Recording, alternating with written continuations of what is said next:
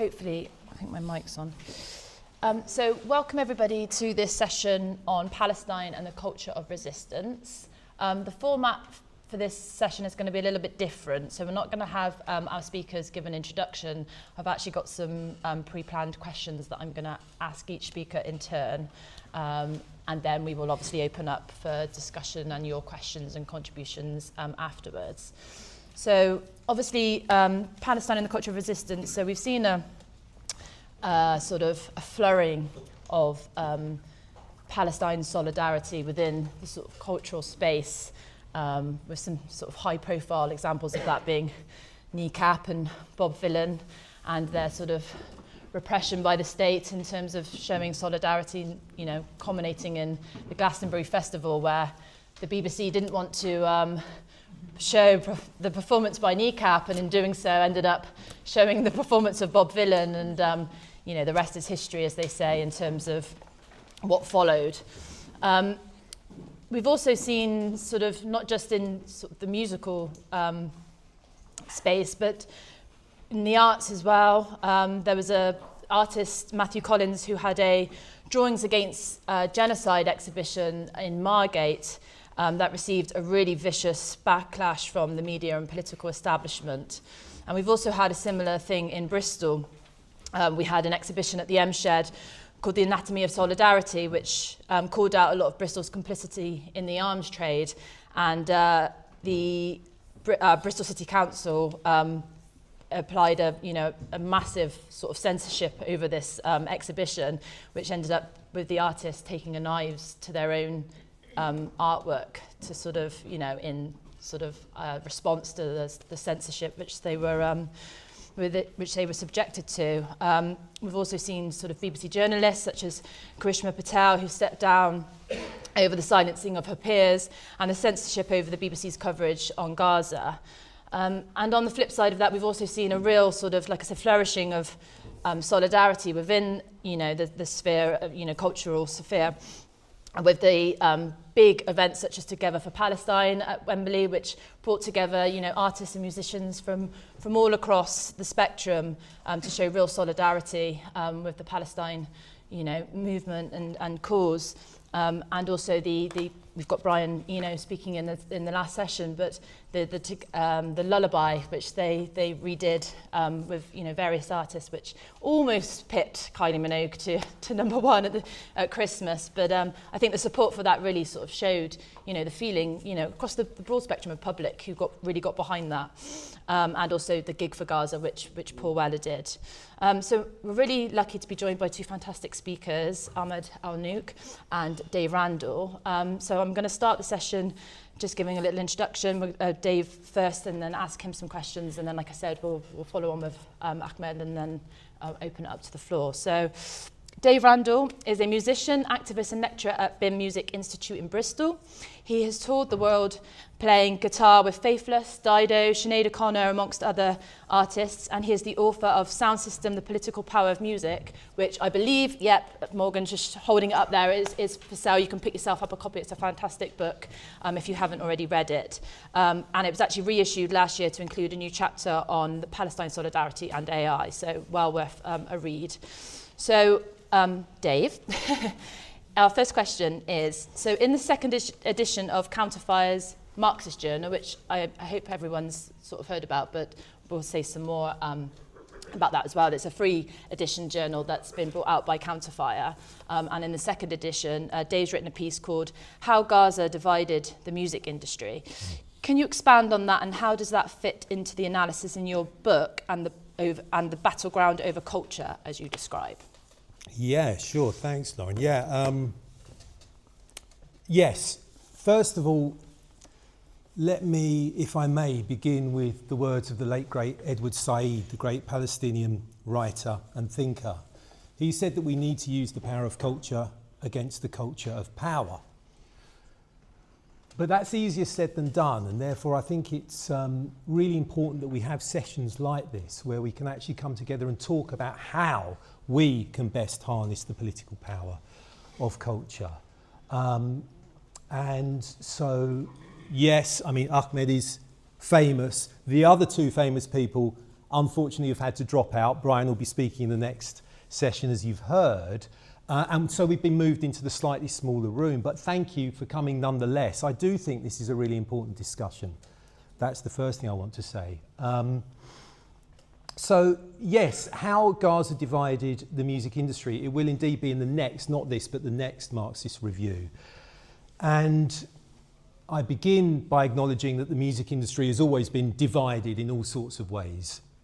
But I then focus on something that I think is quite significant that happened last summer. I think that last summer, I'm going to speak about music in particular because that's the world I know best. I think that something shifted whereby we stopped just talking about the response of artists to political situations, in this case, the genocide in Gaza. So we stopped just talking about how terrible Radiohead are in this context, how brilliant Massive Attack are, this discussion about, oh, did Bob Dylan, overstep the mark, all these kinds of discussions about the response of the artists. We actually started to go, in a sense, beyond that. And I think that was very useful and very important. We sort of took our focus from the shop floor and started to look a bit higher up the corporate ladder. And I think that's significant. It started with the leaked, by Glastonbury festivals, the leaked secret letter that was written by David Levy of William Morris Endeavour, one of the biggest talent agencies, one of the biggest management agencies in the world. It's written by David Levy and co-signed by about 30 leading British, or predominantly British, music executives. And these are people who, if you've worked in the British music industry, you'll know at least some of them. I've worked with two of them quite closely. And this was a letter that tried to get Kneecap cancelled from Glastonbury, you'll probably remember. It, of course, was a spectacular fail because when it was leaked and publicised, lots of famous people started to express their solidarity with Kneecap, and a number of artists who were represented by David Levy say we no longer want to be represented by this man. It included Massive Attack. So it was a spectacular backfire. But I think that we started to realise for the first time that it wasn't only groups like the Metropolitan Police who will prosecute these political witch hunts against people who are talking about the genocide in Gaza. It's also some of the most powerful people in the British music industry, which I thought was very telling. Now, the next thing that happened was that fans, it became a big discussion piece across social media, but fans learned that a lot of music events are owned by a company called Superstruct, who in turn are owned by a shady private equity firm called KKR, who have, as part of their investment portfolio, illegal investments in entities who are involved in the illegal settlements in the West Bank. So when Kneecap fans paid their money to go and see Kneecap headline the Wide Awake Festival in Brockwell Park last May, those fans were inadvertently increasing the net worth of people who are complicit in the very crimes that Kneecap have so boldly called out.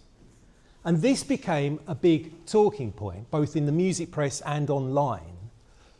And it started to have a real impact. And in fact, I can exclusively reveal to you that I happen to have, completely coincidentally, it's one of those parental friendships, we both have kids a similar age. I actually have a contact on the inside of the Superstruct side. I won't name them, but I heard about what sort of an impact the ensuing calls for boycott of Superstruct festivals from the BDS movement. I heard firsthand what sort of an impact that was having. What we could all see were that lots of artists were threatening to pull out and often pulling out of other events owned by Superstruct.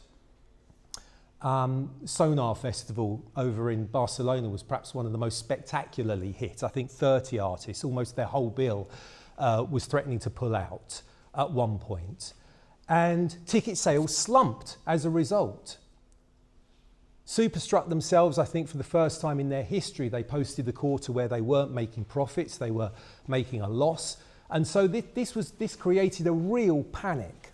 And it created a real panic not only for Superstruct, but for their owners. And this is the bit where my insider information helped, because you could be forgiven for thinking that KKR probably didn't care, because Superstruct, although it's the second biggest owner of live music events in the world after Live Nation, it only accounts for about 1% of the investment portfolio of KKR.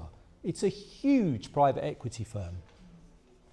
But I happen to know that KKR was speaking to Superstruct on an almost daily basis about damage limitation.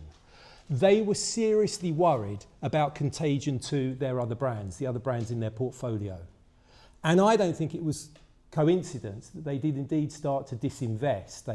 They certainly pulled their money out of, I think it was a company called Yad 2, which was a classifieds company operating in Israel, which advertises properties, illegal settlement properties in the West Bank.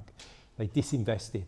So I think we should be aware that the BDS movement, and in particular the BDS movement targeting music festivals last summer, has had a real impact. Obviously it's not enough on its own, but it's significant. You know, it suggests to me that we can have an impact in quite unexpected ways. The only drawback, I think the only drawback with this campaign and its considerable successes is that it has, and I'll shut up soon, but it has slightly let the biggest owner of live music events, Live Nation, it slightly let them off the hook. Now, 2 summers ago, Live Nation were sensible because they quickly buckled to demands that Barclays Bank be dropped as a sponsor of a number of live music events, including Download.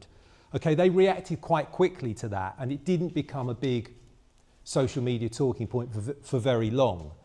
But the truth is that Live Nation are quite problematic in a number of ways. So it's not just Superstruct owned by KKR. Live Nation are also problematic. Let me just read out this bit directly from the piece that will be published in a couple of months' time, so I don't get the details wrong. I'll keep this brief, but so there was a letter, of course, written by I think Artists for Palestine or Artists Against Apartheid, stating that we cannot stay silent while Live Nation Israel glorifies the genocidal Israeli military, etc., etc. So, Live Nation's largest shareholder is US conglomerate Liberty Media, whose Liberty Israel Venture Fund has invested in Israeli AI, in cybersecurity and telecommunications, all sectors with close ties to Israel's military and intelligence infrastructure. After Liberty Media, Live Nation's top 2 institutional investors are the Vanguard Group and BlackRock. Both companies are named in a recent UN report for their significant investments in corporations complicit in occupation and genocide, including Palantir, Lockheed Martin, and Caterpillar. So, I mean, I get to some, I'll shut up now, but I do get to some conclusions in the piece that's coming out in the Marxist Review.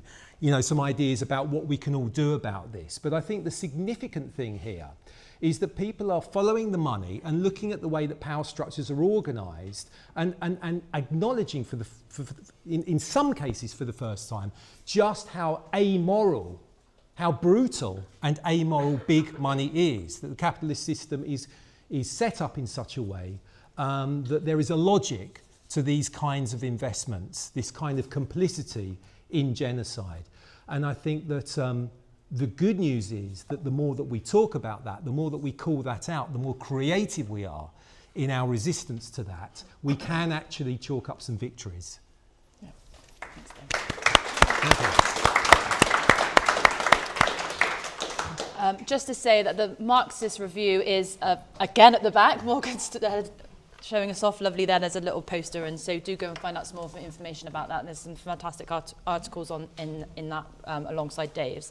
So thank you very much for that. So the second question is, and obviously you've alluded to this, so you headed up the BDS campaign. Oh, you're not going to bring in Ahmed? I don't know, I just thought... should we take a question? Did you want each? Yeah? Oh, maybe. It seems a bit, doesn't it? Yeah, okay. I've had enough of my voice, I'm sure. Would you mind switching over the mic? Yeah, That's sure, okay. I see There you the are. mic. Sorry. That's okay. Perfect. So thank you, Dave. So our second speaker is Ahmed Alnaouq. He is a Palestinian journalist and human rights activist based in London. He is the co-founder and director of We Are Not Numbers, the book, and a journalist with Palestine Deep Dive, which I'm sure most of you are probably aware of. Ahmed holds a degree in English literature from Al-Azhar University in Gaza and an MA in international journalism from Leeds University. So we're really pleased to welcome Ahmed to the talk today. Thank you. So Ahmed, the first question is, what led you to create We Are Not Numbers, and what's the importance of written testimony to building resistance? Thank you very much. I think it must have been very boring for some of you to hear me again, because I'm repeating myself all the time. But I think it's really important that we repeat ourselves nowadays, because ever since Israel killed my family, I decided that I am going to tell the story of my family over and over and over again, until everyone has heard it and understood it and dealt with it in some way. So why did we create We Are Not Numbers? You know, at the beginning of this AI era, I asked ChatGPT, who is Ahmed Alnaouq? What do you know about Ahmed Alnaouq? So ChatGPT responded, Ahmed Alnaouq is the Palestinian journalist who lost 21 members of his family. That's what the AI knows about me. This is what so many people in this country know about me, as the journalist who lost 21 members of his family, and that's it. So for most of people, my family is just a number, a statistics. ChatGPT did not tell me who my family were, how old are they, what their dreams were, how they killed, how Israel killed them, or even how they were killed at all. And that is not a story about me, it's a story about all of the Palestinian people. Every time we hear the Palestinians or about the Palestinians, it's often about statistics. How much do you know about Gaza? Gaza now, there's a genocide, 60 or 70 or 80,000 people were killed, and that's it. That's what the world knows about Gaza. And We Are Not Numbers came to challenge that. We started We Are Not Numbers because we want to challenge this mainstream media narrative about the Palestinians. The Palestinians are not just statistics, they're not just numbers. They are human beings, and they have stories, they have hopes, they have dreams. And these stories deserve to be published and told. And by the way, I think the most important thing is that in this life is that when we tell the stories of the Palestinians, when we tell the stories of human beings, these stories often are immortalized and they live on. For example, how many children Israel killed during this genocide? 21,000 Palestinian children were killed, they were slaughtered. But tell me the names of these children. If I ask any of you, who are the names of these children? Maybe you will remember Hind Rajab. Anyone else? Do you know other children's names? Probably not. But why do we know Hind Rajab? We know Hind Rajab because we heard her story. Because we heard her face, her story. We heard her voice. People told her story. But Hind Rajab is not alone in this world. Hind Rajab was not the only Palestinian who was killed during this genocide. And even before the genocide, the year 2023 was the deadliest year for children in the West Bank. But do we know who these children were? Do we know their stories? Do we know their names? No, we don't.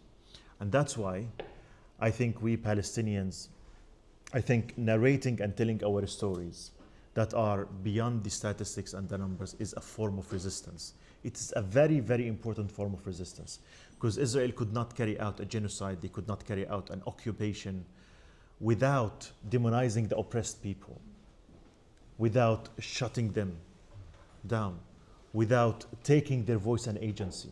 This is what we are trying to do in We Are Not Numbers and many other organizations in Palestine. We are trying to challenge the Israeli narrative about the Palestinians. We're trying to challenge the mainstream media narrative about Palestine. We are more than numbers. We are, and my family are more than numbers. Hind Rajab is more than number. The 21,000 Palestinians who were killed, the children who were killed are more than number. And also the Palestinian men who were killed, they are more than number. Every Palestinian is not a number. They are stories, they are humans, and they deserve to be known as they are. And the mainstream media here in the West, they are determined to silence the Palestinians. They're determined to tell stories that are different from reality. This is what we are trying to do. The problem with us Palestinians, the problem with this conflict is that because Israel killed so many Palestinians, because Israel have been continuing their crimes over and over and over, we did not have the time to think and ponder about these statistics, about these numbers, about the Palestinians who were killed. Today, like at the beginning of the genocide, every day we would hear 600 Palestinians were killed, or 700 Palestinians are killed, or 200 Palestinians are killed. And before we understand the magnitude of this number, another number comes up, and so on. So we forgot to stay for a moment and ponder and think about the gravity of these war crimes. So what we try to do with writing, with storytelling, is that we try to slow down time. With every Palestinian who was killed, when we write their stories, and even those who were not killed, even those who are alive, who are not actually alive nowadays, we give them the time to write their stories. And when they write their stories, we read these stories for years, maybe for hundreds of years. And every time we hear the stories of those Palestinians, it feels like today. That's why when we write our stories, we immortalize the victims. I made sure that so many people know about my family, and I will make sure that even in 100 years from now, people will go back and read the story about my family and feel it like it happened yesterday. If we don't write their stories, if we keep it to the Israelis, then these Palestinians who were killed, the tens of thousands, will be forgotten. And the last thing we want is to have our martyrs forgotten and their stories hushed. That is why we started We Are Not Numbers. And We Are Not Numbers is a storytelling project that is designed for youth, for young people in Gaza. People who are not affiliated, people who don't understand the complexities of politics or economy and how the world works. They're just young human beings who are writing their stories in their own simple, maybe naive language, but in its simplicity, it is the most powerful because it is unfiltered. And that's why we people who live here, I think it's very important that we reward these Palestinians, these young writers, by reading their stories and sharing them and give them the time that they deserve. Thank you.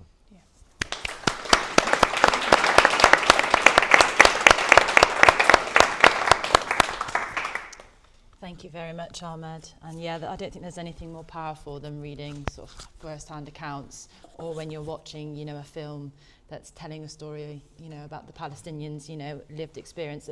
There's something about, the written word and, visually, it's so powerful. So thank you for that. So my second question to Dave, and you obviously alluded to it a little bit in your first answer. So you headed up the BDS campaign in 2011, encouraging musicians and artists not to perform in Israel. How effective do you feel the campaign has been, and how has it played out and sort of compared to the BDS movement now and since October 2023? Right. Well, to say that I headed it up is slightly flattering me, but yes, I played my part and as best I could, and I had a platform at the time, which was a well-known band, and I don't go into this in detail, but I do mention this in passing in my book. I paid the price. I fell out with the management of that well-known band, and therefore, in a sense, it gave me a sense of clarity to see one of the founding members of that same management company as one of the signees to that secret letter that I referred to earlier. You know, I've now learned that these people who so disagree with my calls for BDS are seriously committed to breaking the BDS movement. They are more political than I realised at the time. Let me try and put it in a historical perspective, BDS in a historical perspective briefly, and Ahmed will correct me if I'm getting any of the key bits of this wrong, but I mean, it's worth saying that when we talk about cultural resistance in the context of Palestine, the most important arguably is the long and proud history of art and literature and music created by Palestinians, either for the outside world, which is what Ahmed has worked so effectively on, you know, getting voices of Palestinians to a global audience, or initially Palestinians writing for Palestinians, you know, in Arabic and so on. In fact, there was a period roughly between the late 60s and the 90s, which was kind of considered the golden age of what they sometimes call classic Palestinian national resistance art. I suppose the poet Mahmoud Darwish would be the absolute towering figure of that scene. And I think it's worth noting that cultural scene coincided with a political current which had sort of the dreams that pan-Arabism, that the likes of Abd al-Nasser in Egypt and so on would come to the rescue after the Nakba. Those hopes had been dashed, and the emphasis had turned towards armed struggle or the Revolutionary War. Fatah were becoming more of a dominant force within the PLO, and really that period of classic cultural resistance coincided with that political current. Now, the armed struggle experienced some serious setbacks, and of course eventually we get to the Oslo Peace Accords, which were seen by many as selling out the Palestinians. Mahmoud Darwish at this point resigned from the PLO, I believe. And indeed during that period of the late 60s through to the 90s, during that period many of the other leading figures of this scene were murdered by the Israelis. So many were murdered. Mahmoud Darwish, I think he died of a heart attack in the noughties, 2008 I think. But then we have the signing of the peace accord, which lots of people soon discovered, if they didn't already suspect it, that it amounted to very little in terms of real gains for the Palestinians. And then we have a period where some people sort of make their way back towards armed struggle. There's a slight revival of hope in pan-Arabism with the Egyptian revolution of 2011, short-lived unfortunately, but many of us on the left have always said that the road to the liberation of Palestine runs through Cairo. In other words, you need the working classes of the region to rise up and to create a democratic Middle East, a democratic part of the world there. And in that context, of course, Israel would no longer be viable in the way that it operates at the moment. But those hopes were short-lived, and growing through this whole period, growing over the past 25 years effectively, has been this recognition that what we need is international solidarity, similar to that was so successfully mobilised to bring down apartheid in South Africa in the 1980s. And that one of the most important parts of this global solidarity is boycott, divestment and sanctions. Now, to get to your question, I think that culture, the cultural boycott, is actually a particularly effective part of this. Because although the cultural industries, heavy parenthesis, because lots of people, including Brian Eno, have objections to that term, but even though the cultural industries are relatively small players compared to, say, fossil fuels or, all sorts of other big industries that are relevant to this discussion, even though the cultural industries are economically small, I think they punch above their weight in terms of public opinion, in terms of garnering headlines and getting people talking, starting a conversation, and so on. And so, when a number of artists pull out of an event because of sponsorship from a company who is complicit in the Israeli military, for example, that, you know, creates some very useful political discussions. So that's a long way of saying that BDS is fantastically important, and the cultural bit of it, I think, is particularly important.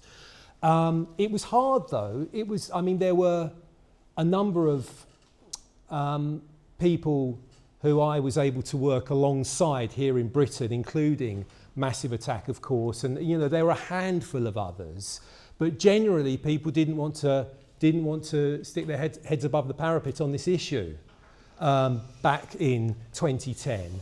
And indeed, I think that was true right through until very, very recently. I've created a list, I think at the beginning of 2024, for the piece that I've written, and indeed for this book, for the updates in this book. I created a list at the beginning of 2024 of people who had spoken out, of artists who had spoken out against the genocide. And there are quite a lot, but I'll tell you what, there are lots of names missing. Big names who have spoken out on other issues remain silent on this question. And I think that has only just started to shift. So I think that the shift is significant, and we have to make the most of it. We have to be clear about what our political demands are, and we have to absolutely push hard now for BDS in all areas.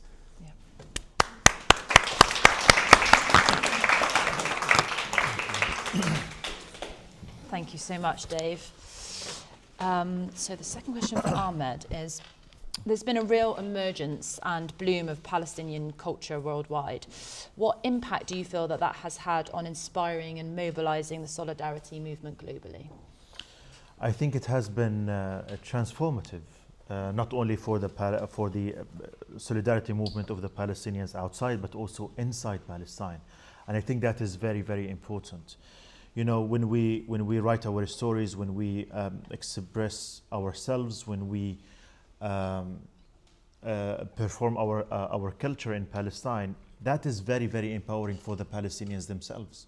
For example, when our writers, and we are not numbers, when they write their stories in English, not in Arabic, they feel so empowered, because there is nothing more painful than suffering in silence, than suffering in isolation, than losing loved ones, than living under siege and occupation, and a brutal occupation. But you feel that you are all alone, that no one cares about you, that no one knows your story.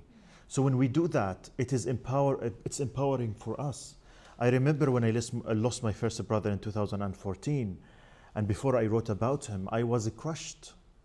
I was suffering. I was in deep, deep depression.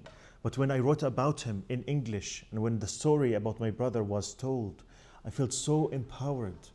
And now in 2023, when I lost the rest of my family members, the 21 family members, I wasn't crushed the same way I was crushed in 2014. Why? It is because at that time, in 2023 at the genocide, I understood the power of culture. I understood the power of telling a story. And I understood the importance of sharing this with the world. And when the world knew about me and knew about my story, they showered me with love and sympathy. So it is very important for us Palestinians. And it's also very important for the global Palestinian movement, solidarity movement.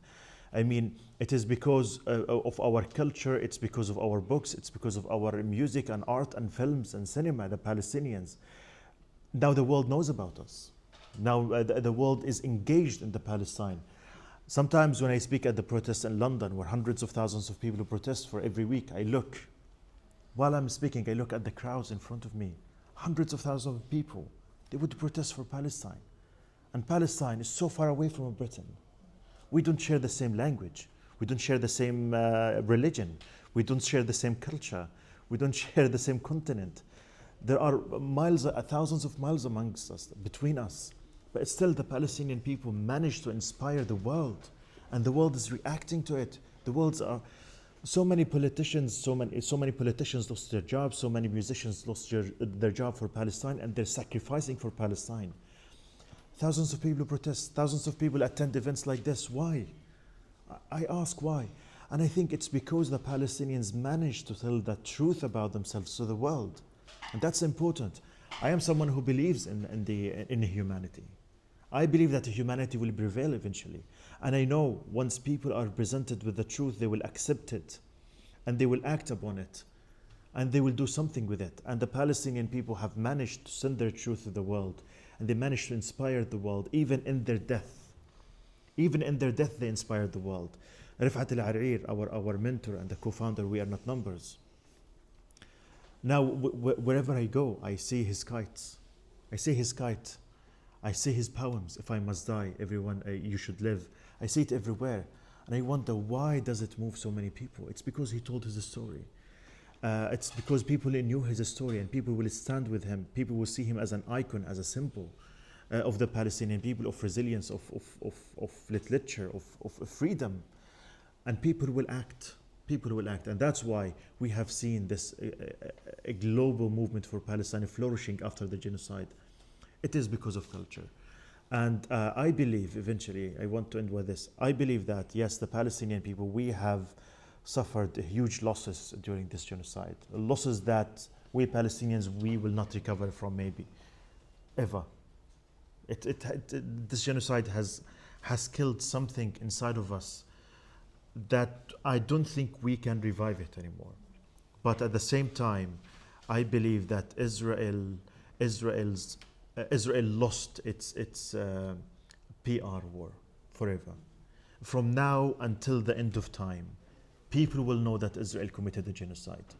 From now until the end of time, people will know how Israel came to be as a genocidal colonial state that was built on the ruins of the Palestinian house and towns. People will know it. They would not know it before. Now people know it. From now until the end of time, Israel could not and cannot erase history books. They cannot erase our stories. They cannot destroy how people feel about them. They cannot destroy how we feel about them. Israel is doomed with us Palestinians. We are doomed with them, but they are also doomed with us. They are doomed with us because we are a people who do not know how to surrender, how to just live quietly under the suppression and the occupation and the boots of the occupation. We will continue to rise. We will continue to speak up. We will continue to resist. We will continue to tell our stories to the world. And the world will continue to be inspired by the Palestinian people and the stories of the Palestinian people. This genocide, I believe, it will open up spaces and places of conflict that will never be shut. That will never be shut. And I believe in the long run, Israel is losing, and not only Israel is losing. The concepts and the ideas of the occupation, the ideology of racism and supremacy and colonialism and oppression everywhere is going to crumble because of what Israel has done in Gaza, because of how the world is now waking up to the reality. We have seen it started, and it will continue. And I believe that the future is for the Palestinians. The future is for supporters of human rights. The future is for supporters of equality. And the future is not for the racist, genocidal criminals who take a pleasure in killing Palestinians and young Palestinians and the children in Palestine. The future will not be theirs. The future is ours. Thank you.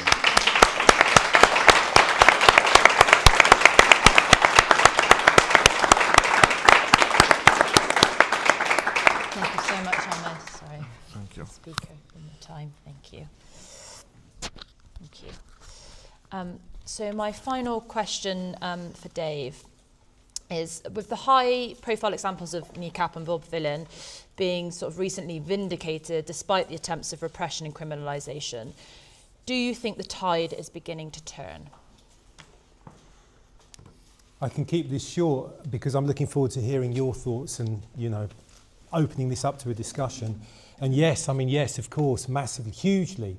It's so true what you say, Ahmed, is so true about the way that so many people have been inspired by the resistance, the Samud, as you say, right, of the Palestinians in this unthinkably dreadful times, you know.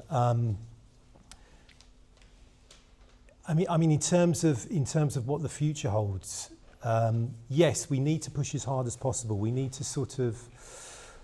The tide has turned, as a direct answer to the question. But where do we now direct things? Is my next question. I think we have to recognise that Israel continues to be propped up by American money.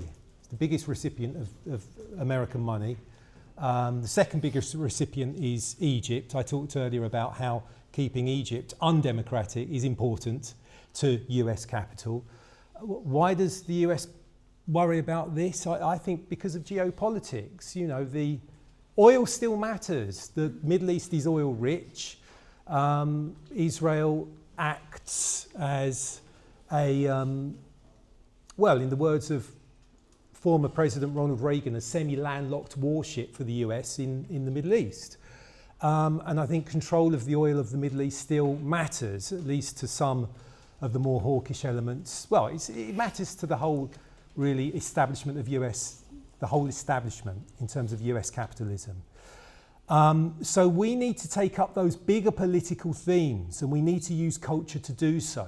We need to use this moment to reach as many people as possible with who now see that we were right about the way that the Palestinians were being treated by the Israelis and have been for over 70 years.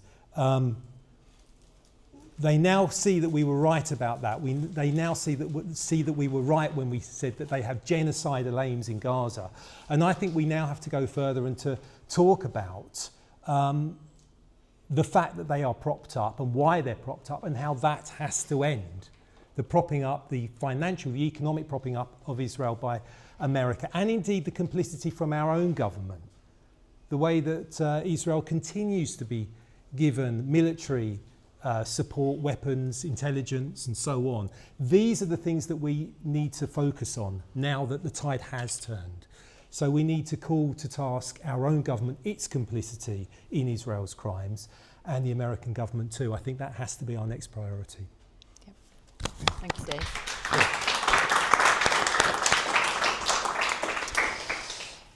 Thank you, Dave. So finally, Ahmed, before we open up to some questions, what difficulties have journalists and activists such as yourself faced as a result of your advocacy for Palestine within the cultural space?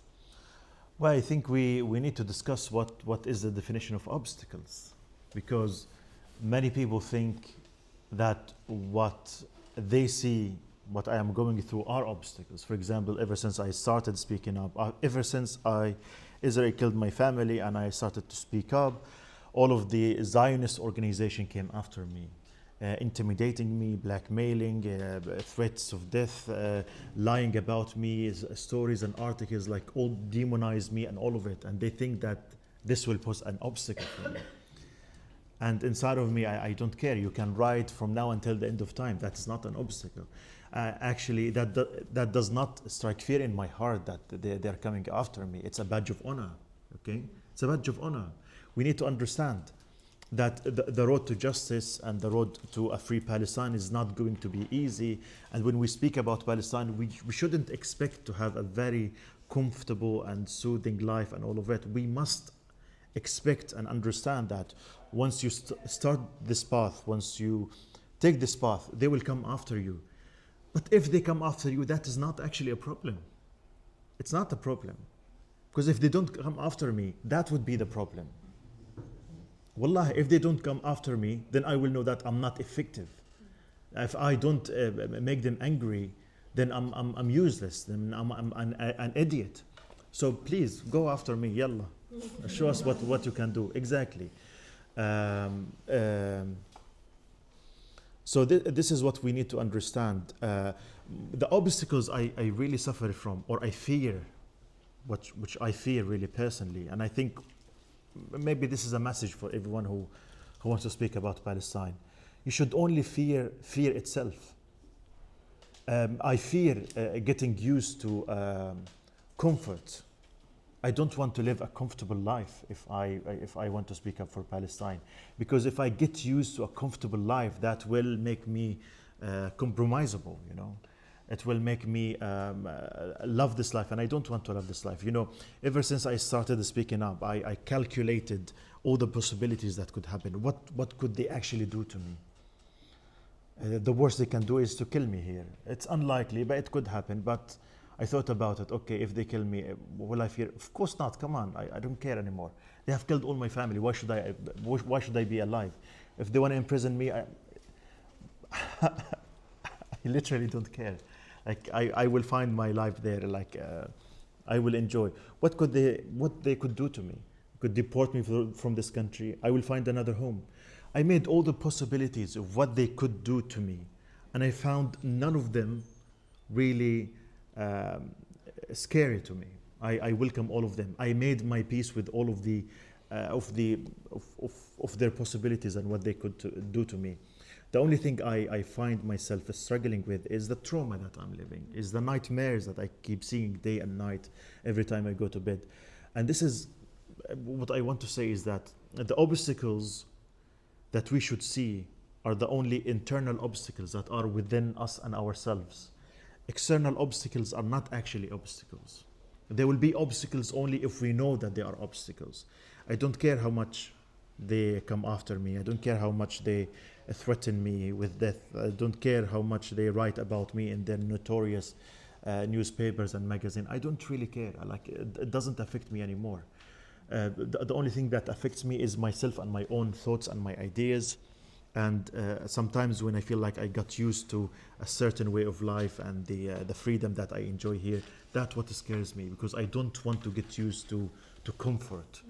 So comfort for me is the biggest obstacle that I struggle with. And I think this is a message for all of us. If we want to do the right thing, we should not expect to have a beautiful, amazing, comfortable life. It will come with its own discomfort, and we must be prepared to live this discomfort with open hearts and arms. Yeah. Thank you. Thank you so much.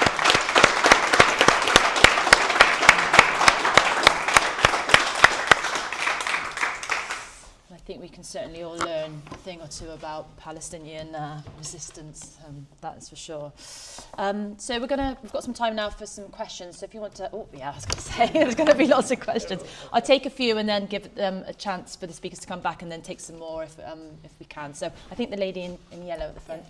I'm one of the founder members with my friend over there of Artists for Palestine UK. And so over the years, we've been involved with lots of campaigns. I'm just wondering from Dave,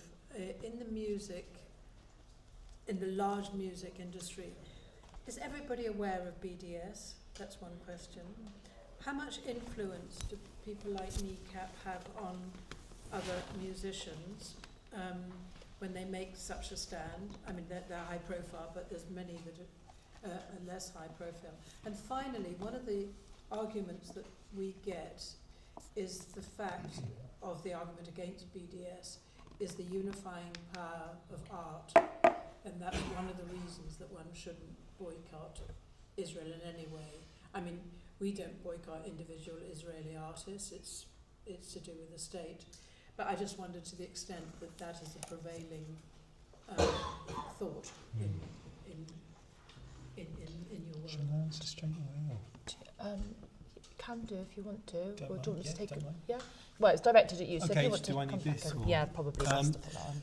Yeah, it's a good question, and I think it's actually, I really welcome the question, partly because I realised that I didn't actually explain the title of this piece that's going to be in the next Marxist Review, How Gaza Divided the Music Industry, because you've got those executives at the top who would rather we shut up about BDS, but then you've got a whole layer of actual workers working in the music industry who want to talk about it, who want to learn more. And therefore, I think that the message is starting to get out in a much more significant way than when I started talking about this in 2010. You know, I was talking about it in the media then. I was fairly isolated. But now, I mean, part of the reason why there's a second edition of my book is because obviously the genocide started and people remembered that I had something to say about Palestinian solidarity, and I started to be booked lots of events, including music industry conferences. Now, this is significant. And some of the other people invited to give political polemics and to take part in political discussions at music conferences included NECAP's manager, Dan Lambert, I think his name is, but also Omar Baghouti, who you will know is one of the founders of the BDS campaign, one of the Palestinian founders of the BDS campaign. In fact, all three of us spoke recently at the Amsterdam dance event, which is this huge commercial dance music event. Took place in November in Amsterdam, as the name suggests, and so, you know, you kind of had these, you know, you had Skepta DJing at these state-of-the-art nightclubs, very hedonistic, great for all these processions through, and then you had serious discussions, and many of them were in some way talking about Palestine, and I think calls for BDS are becoming front and centre at those discussions. So I think we've made a lot of progress, but there's still some distance to go. Those 30 executives who signed the secret letter are still in their positions. I mean, actually, I think the writer of the letter, David Levy, I've heard through some insider contacts that his position at WME is at the very least shaky. You know, that backfired in a very serious way, as I talked about earlier. And I think WME are worried that he's giving them a bad reputation. But on the whole, those executives are still running the music industry, still pulling the strings, still deciding who gets signed, who gets promoted, who gets the big budget spends in terms of artists. And therefore, we need groups that support those artists who do speak out. I welcome the fact that you've set up Artists Against Apartheid. I welcome the fact that Brian has been involved in some other music-focused organisations. But my one question for Brian Eno, were he to be here, would be how do emerging artists join those sorts of organisations and gain the protection of being in those sorts of organisations? Because it's one thing to speak out if you're already well established. It's another thing if you're trying to get established and if you worry about how you're going to get the rent paid. Big fees. Yeah, that's part. Yeah, that's certainly part of the reason why my move was so contentious when I joined the boycott back then. By the way, preemptively back in 2010, I preemptively went to the Musicians' Union because I could see that this situation was probably going to come. The band I was working for had already been to Israel twice before the call for cultural boycott was issued by Palestinian civil society. So I preemptively went to the Musicians' Union and I said, look, I propose a motion whereby members who decide that they want to observe calls for a cultural boycott of Israel should be protected by the union. You know, we need to make sure that they're not discriminated against in the workplace and so on. And it was voted through unanimously at the London branch meeting, only to be kicked out by the then General Secretary John Smith with the statement, there's no way the Musicians' Union are going to take a unilateral position on Israel. No way. He threw it out. Well, I'm pleased to say that 20 years later, whatever it is, 15 years later, the Musicians' Union has finally passed pretty much that same motion at conference last summer. But it took them a long time and a genocide before they were to do that.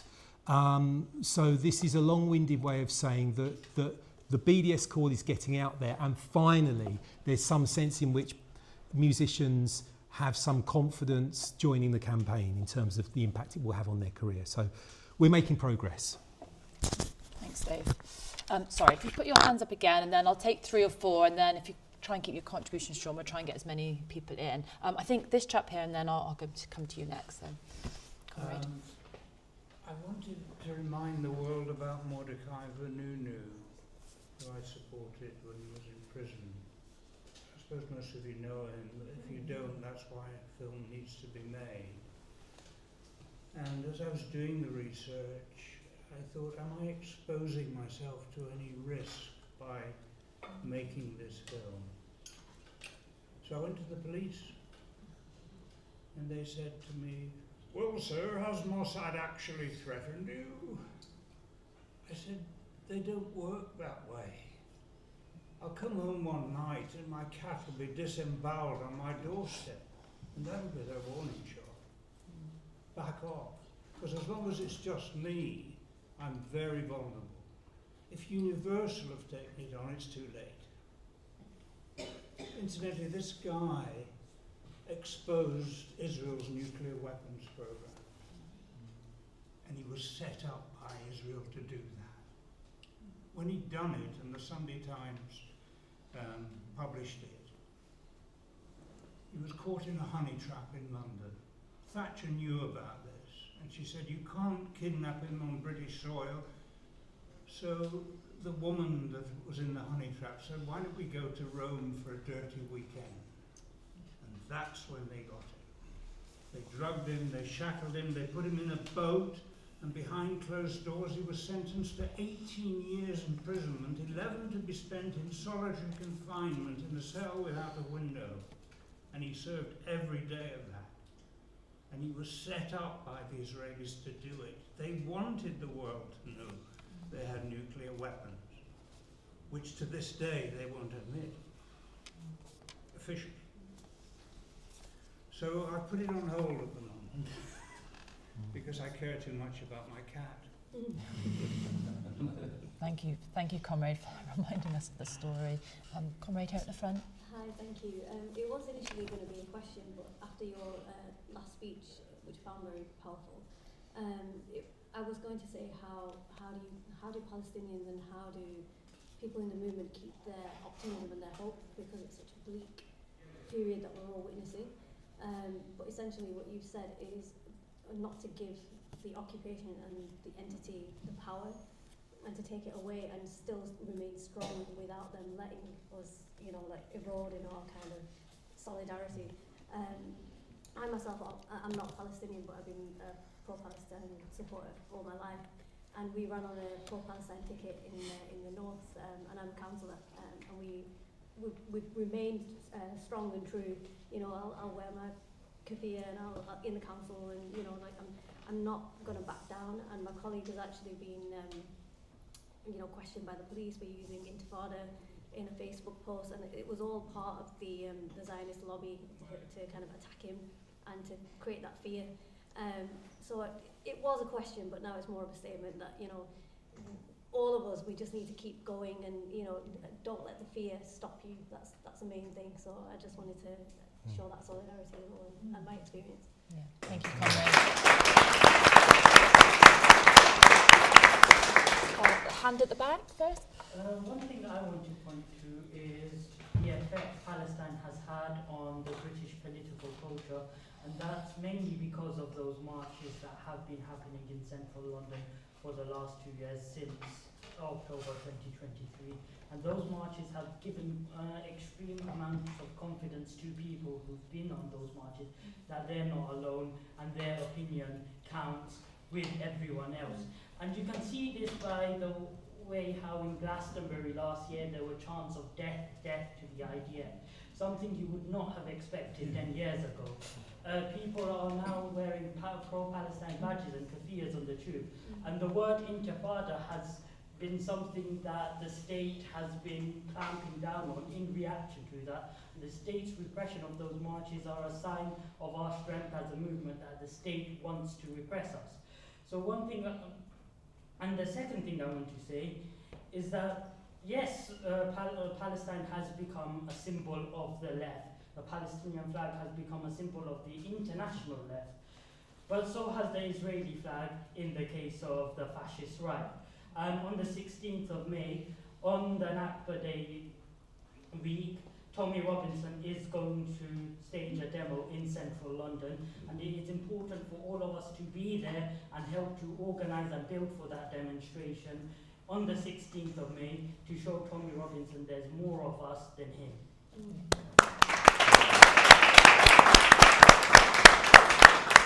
Thank you, Comrade, for that reminder about May the 16th as well. There was a hand here I saw first. Yes, thank you. I'm a theatre reviewer, and on what you just said, that has actually changed the way that theatre workers can respond.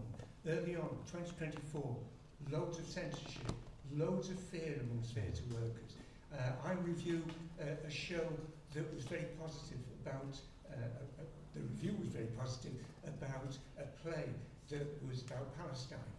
No sooner as it went up, then they cancelled the whole thing, phoned me up and spent 45 minutes trying to persuade me to take it down because they wanted nobody to know about it. Those kind of censorships continue. We even have a Shakespeare play that was banned in Manchester because it mentioned Palestine. How horrible. And the consequences of that were that despite the marches in 2024, Edinburgh Festival, you had 3 shows that reflected in the fringe that were connected to Palestine. Just 3 shows. One of them was secret, and I found out about it. They even let me review after it had gone on, as long as I never told anybody about it and didn't name anybody who was in it. That showed you the fear. 2025, the way we are now, things have totally changed. Edinburgh Festival, 31 shows about Palestine at the fringe, and 1 at the official festival. And what's the Palestinian show at the official festival about? Censorship of Palestine theatre. I mean, couldn't get it, you couldn't imagine it. And what has happened to the official festival this year? The arts workers for Scotland have called for it to be boycotted, despite the fact that it's got 1 Palestinian show in it from Palestine. This is the official festival, and they've got 1 show by Ibsen called Enemy of the People about people with lots of money preferring to put the money before the lives of people who are being killed by some action that they're not doing in the community. You couldn't make it up. And they're calling for that because of Bailey Gifford, that still has its donations to the official festival, which they're very embarrassed about, but they are afraid of giving up the money. Bailey Gifford was kicked out of a lot of the literature festivals, and it will be kicked out of the official festival. Thanks to what you were telling us of the way the movement has grown and given confidence to lots of theatre workers. Yeah.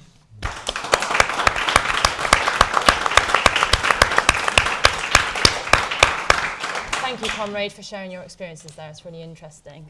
Comrade at the front. Thank you very much. Thanks to the 2 speakers for really excellent presentations. Just got one comment, bearing on what Ahmed was saying. I was brought up in a Jewish family, a very strong Zionist family, and I was brought up to believe that the Palestinians didn't exist as an independent people based on the land, based in their villages, based in their homes for hundreds of years, that they were a nomadic mass, just part of the wider Arab world, and it didn't really matter. What you've said, and what I've heard, all the analyses and the descriptions of Palestinian culture, gives the lie to that claim. The Palestinians are a people, and they prove to be a people with a distinct history and a distinct culture by all the things that you and other Palestinian comrades have listed. So thank you for that. I think it's an important statement. We know the Palestinians very much do exist. They have an independent history, an independent culture. So thanks for that. Quick question to Dave. What is your position on the East-Western Divan Orchestra?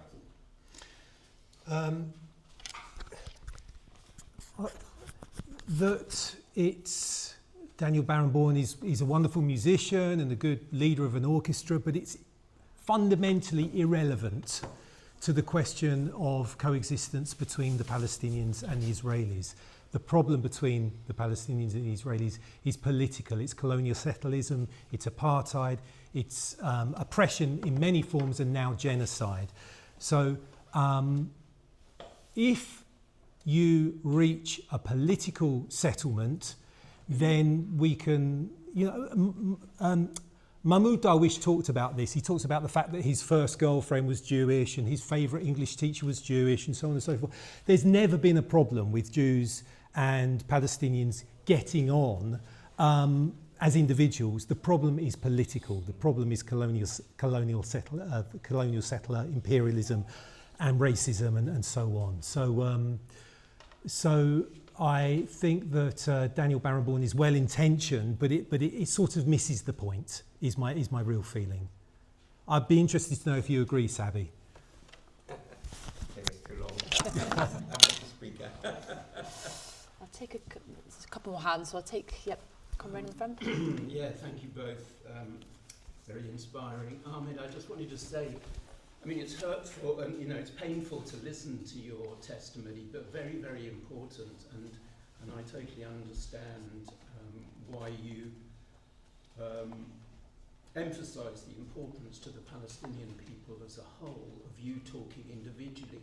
But actually, it's also important for us individually, collectively, in Britain here, to hear this and to be reminded of this, and those stories you talk about shame us because of our complicity through the government in London, and so it's as important for us in a way as it is for you. But thank you so much for your honest testimony. And your comments about comfortable, fearing being comfortable, that's an issue I've kind of reflected on in my life, where I took a comfortable life in many ways to avoid the kind of the more important political initiatives that perhaps could be made. Dave, I just wanted to ask you a very quick question.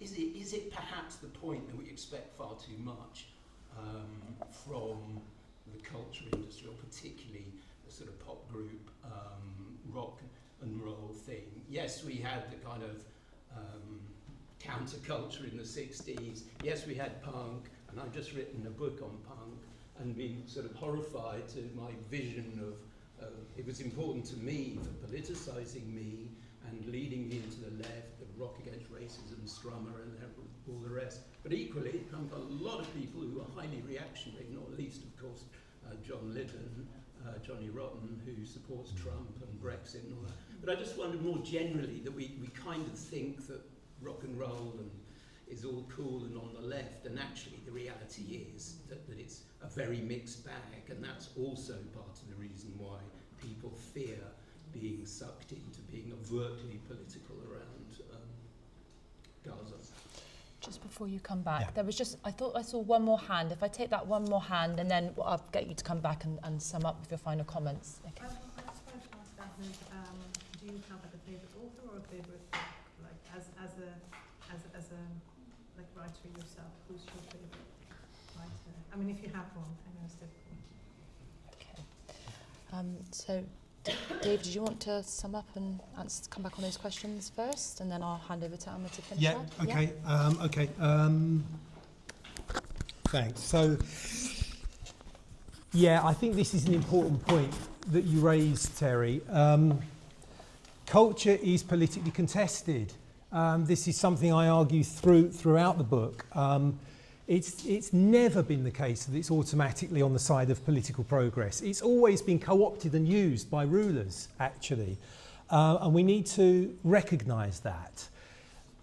Now, engaging with artists who, in our view, have made the wrong call, I think is important, whether or not you persuade the artists themselves. And this is because of their audience. And I think Trotsky talked about this. If you have 5 people in the workplace, one of them is a hardened, nasty racist, and the other is a socialist. You've got to argue with the racist to win the other 3. You don't worry about the hardened racist, but you've got to argue with them to win the other 3, to win people to your politics. And I think that's one of the reasons, for example, why I wrote a piece in 2017. The Guardian gave the headline, "Why Radiohead Are Wrong to Play in Israel." And I was very proud to have written that piece, and I put my tin hat on ready for the response. Back in 2017, having that position was, again, I was relatively isolated, but I think it's important to take those arguments on when musicians make the wrong call. And you're absolutely right about Johnny Lydon. What a disappointment Johnny Rotten has become. How rotten is rotten now? There's another piece there. There you go. Yeah, yeah. There's another headline. So I think that the other thing I would say is that as I alluded, as I spoke explicitly about in my first answer about the piece that's going to be in the next Marxist Review, I think the idea that we're no longer just focusing on the shop floor, we're no longer just talking about the response of musicians, and we're starting to follow the money, is important, because that's what we need to do in every sector, actually, is to sort of try to call to account and to demand change from those who are in the background and who are profiting from the industry, that those at the top, as it were. And ultimately, and this will be my concluding statement, I think ultimately our ambition has to be to democratise culture. We shouldn't accept the fact that music events should be owned in the first place by first Superstruct and then KKR, this shady private equity firm who invests in illegal settlements. You know, we shouldn't accept that that's an okay status quo. Same with Live Nation. And actually, if you speak to people who work at the festivals that Live Nation or Superstruct own, the actual people putting the festivals on, the creative geniuses behind all of the festivals that we love, are appalled by the idea that they are somehow connected to people who are in some sense complicit with this genocide. And behind closed doors, they're talking to each other about other models for cultural ownership. They talk about Smukfest, which is a community-owned, very successful community-owned festival in Denmark, I think, largely staffed by volunteers, and any profits that are made go back into the local community. They're talking about these other models for culture. And what's central to these conversations is this idea that we need to take culture back, control and ownership of culture back. And I think that needs to be our ambition.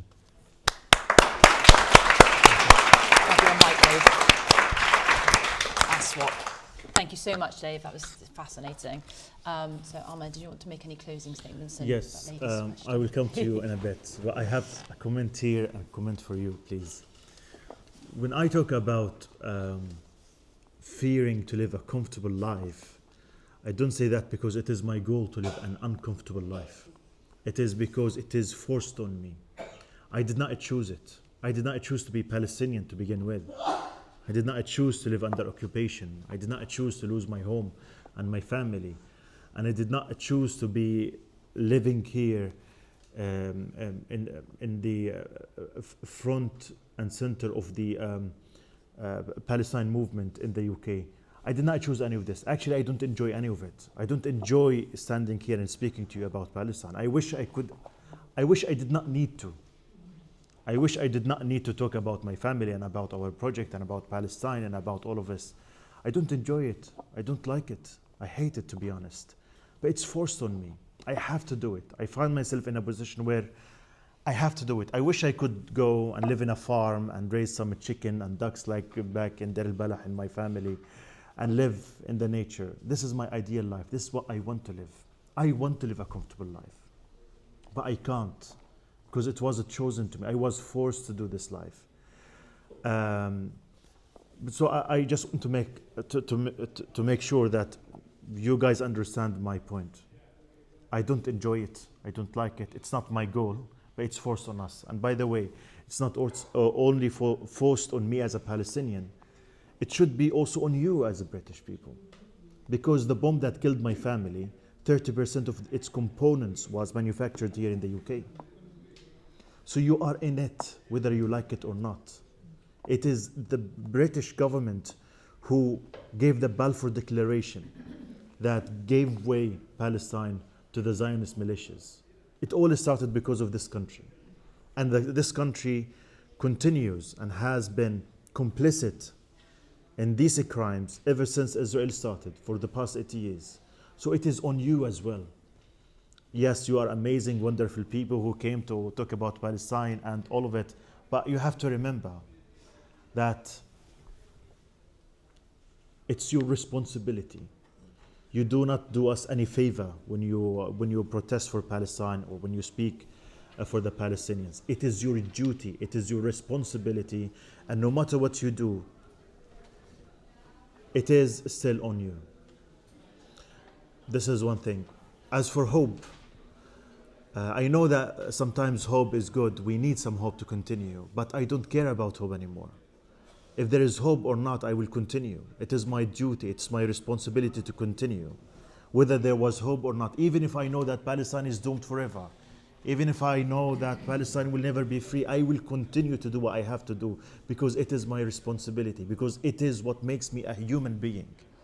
To stand up for justice, to stand up against injustice, it is what makes me a human.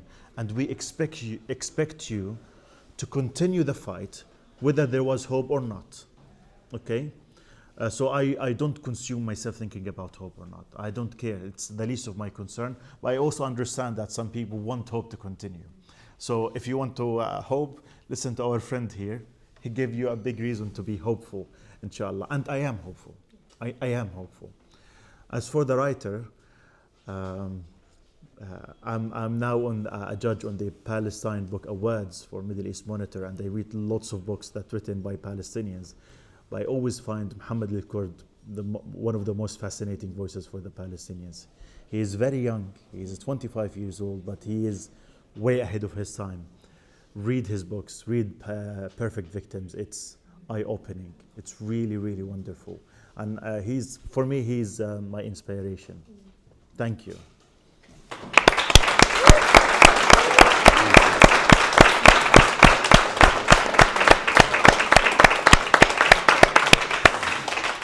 Thank you very much to Ahmed and Dave. That was such an inspiring and powerful